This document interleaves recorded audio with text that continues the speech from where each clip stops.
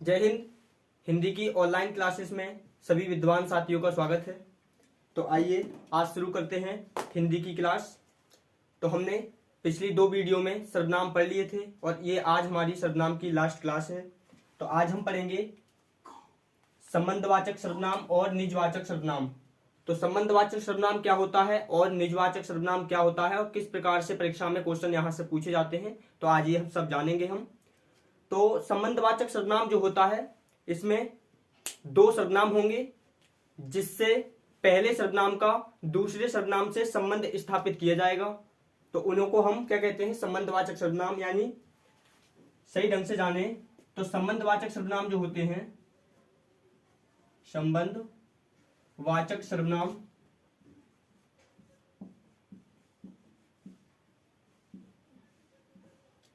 संबंधवाचक सर्वनाम जो होता है इसमें दो सर्वनाम होते हैं, लेकिन पहले सर्वनाम का दूसरे सर्वनाम से संबंध स्थापित करने वाला सर्वनाम कहलाता है संबंधवाचक सर्वनाम। इसकी परिभाषा हम लिखेंगे, एक ही वाक्य में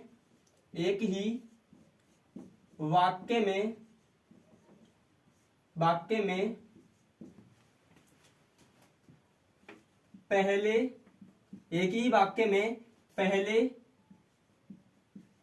सर्वनाम से दूसरे सर्वनाम का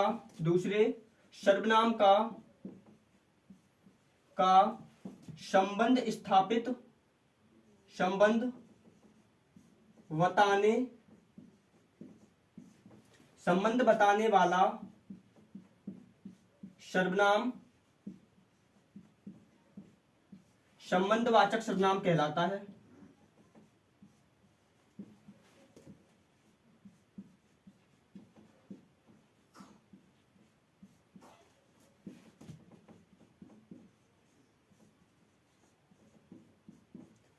आपको इतना याद रखना है कि एक ही वाक्य में पहले सर्वनाम का दूसरे सर्वनाम से संबंध बताने वाला सर्वनाम क्या कहलाता है? संबंधवाचक सर्वनाम।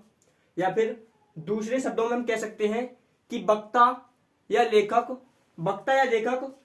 जिन सर्वनाम शब्दों का प्रयोग संबंध बताने के लिए प्रयोग करता है, वक्ता या लेखक जिन सर्वनामों का प्रयोग संबंध बताने के लिए प्रयोग करता है, उन सर्वनामों को संबंधवाचक सर्वनाम कहा जाता है। ठीक है, तो ये आप अच्छे से याद रखेंगे। इसमें आपको दो बातें याद रखनी है। एक तो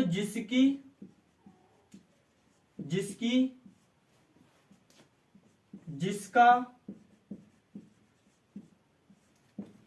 उसकी, उसका, जैसा, वैसा, मतलब इस प्रकार के शब्द इसमें होते हैं जो कि एक दूसरे से संबंध स्थापित करते हैं। तो इन शब्दों, ये जो शब्द आपको यदि वाक्य में दिख जाए और आपसे पूछा जाए कि इस वाक्य में ये जो शब्द दिए गए हैं, जिसकी, उसकी, जैसा, वैसा, जो और सो, जैसा, वैसा, कोई, सो, ठीक है, तो इस प्रकार के जो शब्द दिए जाएं तो आप समझ जाना कि कौन सा सर्वनाम है? संबंधवाचक सर्वनाम। तो आपको वाक्य किस प्रकार से दिए जाएंगे, आइए जानते हैं किस प्रकार से वाक्य पूछे जाते हैं। तो ये परिभाषा मिटाता हूं मैं अब, आपने यदि उतार ली हो तो, और ना तो इधर एक साइड लिख देता हूं आपके एग्जाम्पल। तो इसमें उदाहरण किस प्रकार के दिए जाते हैं, जैसे आपको वाक्य दिया जाएगा, जिसकी लाठी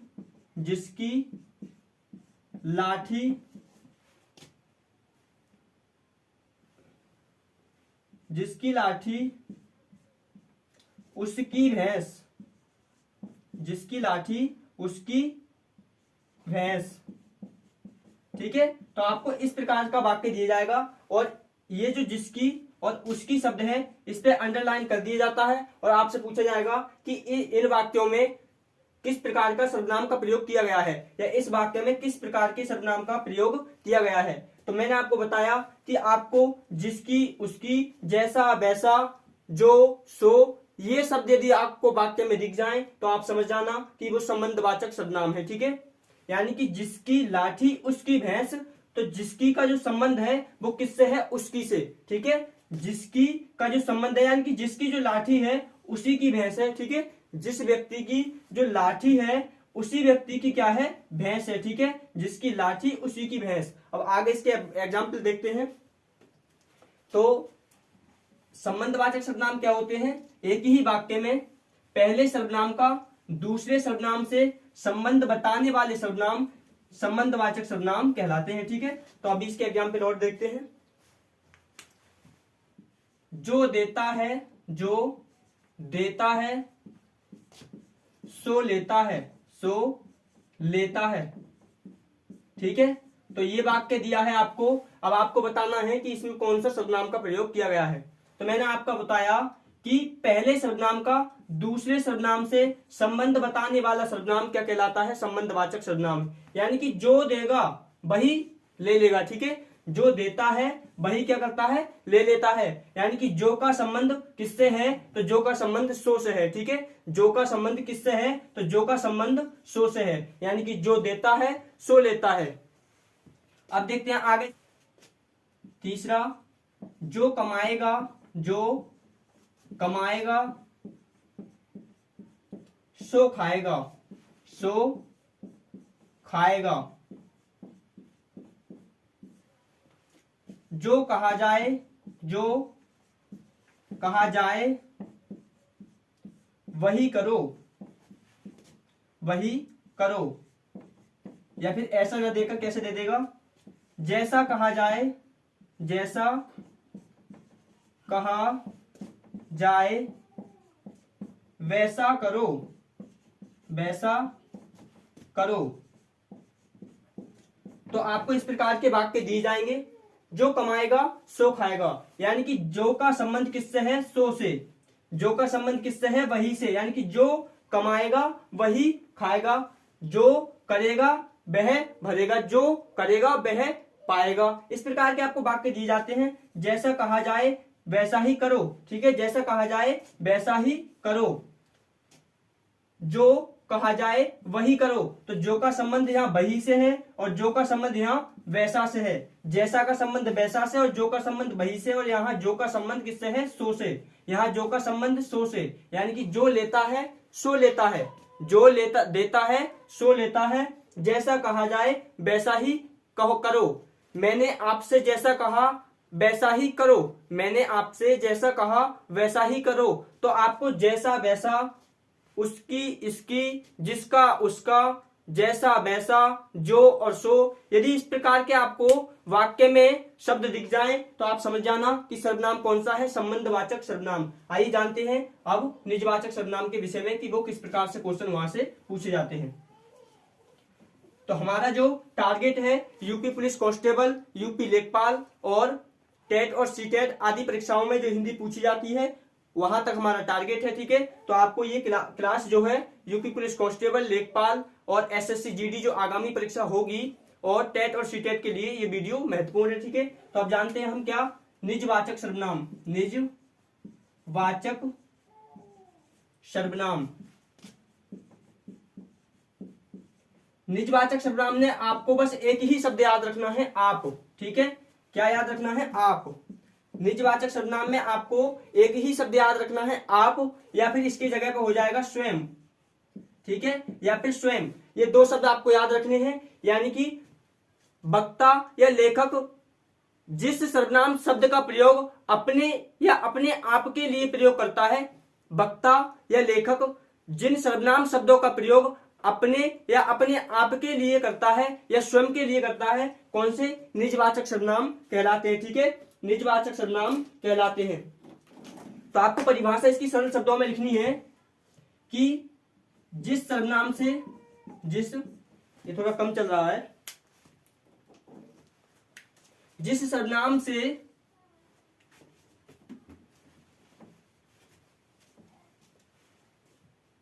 जिस सर्वनाम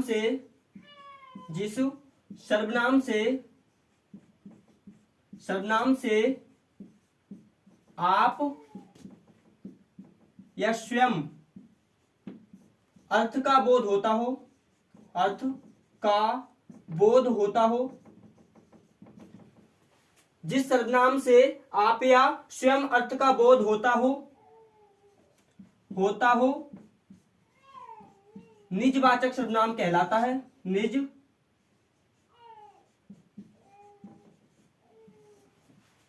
निजवाचक सर्वनाम कहलाता है।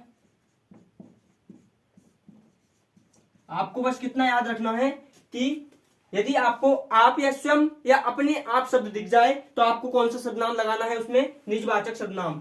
और ज्यादा इंपोर्टेंट जो सर्वनाम है, सर्वनामों में सबसे ज्यादा जो इंपोर्टेंट माना जाता है वो निजवाचक सर्वनाम और पुरुषवाचक सर्वनाम, क्योंकि वहां पे कंफ्यूज बहुत होते हैं विद्यार्थी। क्योंकि आप शब्द का प्रयोग हमने पुरुषवाचक सर्वनाम में भी किया था और आप शब्द का प्रयोग हमने निजवाचक सर्वनाम में भी किया है। यदि आपको ऑप्शन में पुरुषवाचक सर्वनाम भी है और निजवाचक सर्वनाम भी है तो आप क्या करेंगे, इस समय क्या करेंगे, तो आपको जहां वाक्य में यदि उत्तम पुरुषवाचक सर्वनाम का प्रयोग किया जाए, उत्तम पुरुष यानी कि मैं या हम, और मध्यम पुरुष तुम या तू, तो इस प्रकार के जो शब्द होते हैं वो मध्यम पुरुषवाचक सर्वनाम में आते हैं। और निजवाचक सर्वनाम में क्या होगा, आप या स्वयं, यानी कि वो खुद का जो बोध कराएगा, काम वो स्वयं करने का बोध कराएगा या स्वयं का बोध कराएगा, तो वहां कौन सा सर्वनाम होगा, निजवाचक सर्वनाम। यानी कि वे सर्वनाम शब्द जिनका प्रयोग वक्ता या लेखक, आप मान के चलो मैं आपके सामने बोल रहा हूं और मैं जिन सर्वनामों का प्रयोग स्वयं अपने आप के लिए करूंगा तो वो कौन से सर्वनाम होंगे, निजवाचक सर्वनाम। समझने वाली बात है, यहाँ ध्यान देने की बात है कि हमने एक जगह यानी कि पुरुषवाचक सर्वनाम में भी आप शब्द का प्रयोग देखा था और हम निजवाचक सर्वनाम में भी किसका, आप शब्द का प्रयोग देख रहे हैं। तो हमें करना क्या है, यदि वाक्य में जो लेखक या वक्ता या जो कहने वाला है वो अपने लिए, खुद के लिए आप शब्द का प्रयोग कर रहा है तो निजवाचक सर्वनाम होगा। यदि वो किसी को आदर देना चाह रहा है, किसी को आदर यानी कि आप जाइए, तो वो कहां, उसमें कौन सा सर्वनाम होगा, तो उसमें होगा पुरुषवाचक सर्वनाम। क्यों, क्योंकि वो शब्द जो है आप शब्द का, आप जो शब्द है आप शब्द का उसने प्रयोग किस लिए किया है, आदर देने के लिए, आदर देने के लिए, ठीक है। आदर देने के लिए यदि आप शब्द का प्रयोग किया जाता है तो हमें कौन सा सर्वनाम लगाना है, पुरुषवाचक सर्वनाम, ठीक है। यानी कि पुरुषवाचक का कौन सा, मध्यम पुरुष, पुरुषवाचक का कौन सा, पुरुषवाचक सर्वनाम का, पुरुषवाचक का मध्यम पुरुष लगाना है, मध्यम पुरुषवाचक लगाना है, ठीक है। मध्यम पुरुष सर्वनाम लगाना है हमें। क्यों, क्योंकि वहां पे जो शब्द का प्रयोग हुआ है, आप शब्द का जो प्रयोग हुआ है वहां पे, तो वो आदर देने के लिए हुआ है। और यहाँ निजवाचक में जो होगा वो वक्ता या लेखक जो अपनी बात को कह रहा है वो स्वयं के लिए आप शब्द का प्रयोग करेगा। इस बात को आपको ध्यान रखना है अच्छे से, ठीक है। तो आपको सर्वनाम में जो महत्वपूर्ण सर्वनाम माने जाते हैं वो निजवाचक सर्वनाम और पुरुषवाचक सर्वनाम ही माना जाता है, क्योंकि इसमें थोड़ा कंफ्यूज हो जाता है विद्यार्थी, तो आपको इस पर अच्छा ध्यान रखना है। तो अब इसके एग्जाम्पल देखते हैं।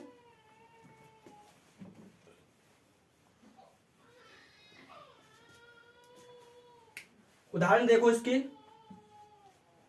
मैं अपने आप चला जाऊंगा, अपने आप चला जाऊंगा, आप चला जाऊंगा, ठीक है। तो यहां जो आप शब्द का प्रयोग किया है उसने किसके लिए, अपने स्वयं के लिए, अपने स्वयं के लिए उसने आप शब्द का प्रयोग किया है। यानी कि मैं अपने आप चला जाऊंगा, उसने किसी व्यक्ति से कहा होगा कि आप जाइए, मैं खुद अपने आप चला जाऊंगा। आप मानो आपके पिताजी ने आपसे कहा कि बेटे आप मेरे साथ घर चलो, और तुमने उनको जवाब दिया कि पिताजी आप चले जाओ, मैं स्वयं अपने आप चला जाऊंगा। तो अब तुमने जो अपने आप शब्द का या आप शब्द का प्रयोग किया है वो किसके लिए किया है, निजवाचक सर्वनाम के लिए। और आपने जो अपने पिताजी को, पिताजी आप चले जाइए, आप चले जाइए, तो वहां कौन सा सर्वनाम होगा, वहां होगा कौन सा, पुरुषवाचक सर्वनाम। अभी एग्जाम्पल देखते हैं। पिताजी आप चले जाइए, आप चले जाइए, मैं स्वयं आ जाऊंगा, स्वयं आ जाऊंगा, मैं स्वयं आ जाऊंगा। तो अब ये वाक्य आपके सामने दिया है, पिताजी आप चले जाइए, मैं स्वयं आ जाऊंगा। और आपसे पूछ लिया जाए कि यहाँ आप जो है और ये जो आप है, इन दोनों में आप चले जाइए, मैं स्वयं आ जाऊंगा, या स्वयं या आप आ जाऊंगा, आप आ जाऊंगा, ठीक है। बात एक ही है, स्वयं या आप। तो आपसे पूछेगा कि ये जो आपका प्रयोग हुआ है ये, और इसमें जो विद्यार्थी ने खुद या बच्चे ने खुद के लिए प्रयोग किया है, तो इन दोनों में कौन से सर्वनाम शब्दों का प्रयोग किया गया है। तो आपको कौन सा उत्तर लगाना होगा जिसमें पुरुषवाचक सर्वनाम का मध्यम पुरुष और निजवाचक सर्वनाम दोनों दिए हों, वो आपको यूज करना है, वो आपको टिक करना है। क्यों? क्योंकि ये आप शब्द जो प्रयोग हुआ है वो आदर देने के लिए, ठीक है, किसके लिए? आदर देने के लिए प्रयोग किया गया है। किसके? आदर देने के लिए।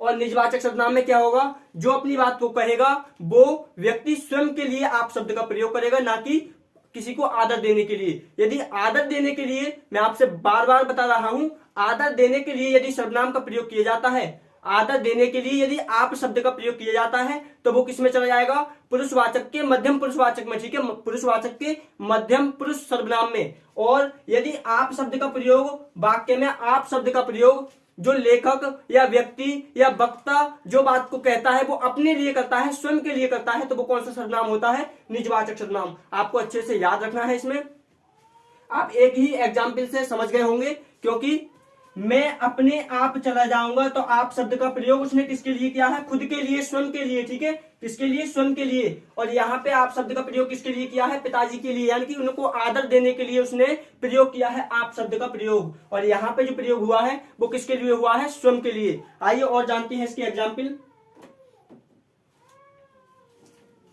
ठीक है, ये आपको अच्छे से याद रखना है। इसके और एग्जाम्पल जानते हैं हम।